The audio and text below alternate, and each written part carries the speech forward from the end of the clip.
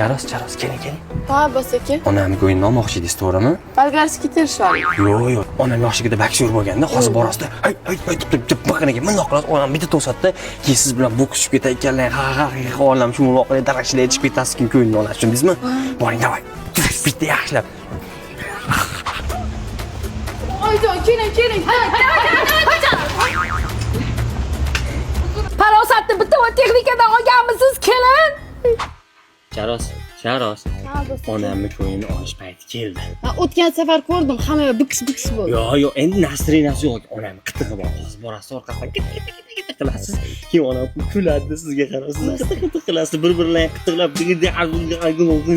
bo'ladi. Hozir men tizib chiqay. Bo'l.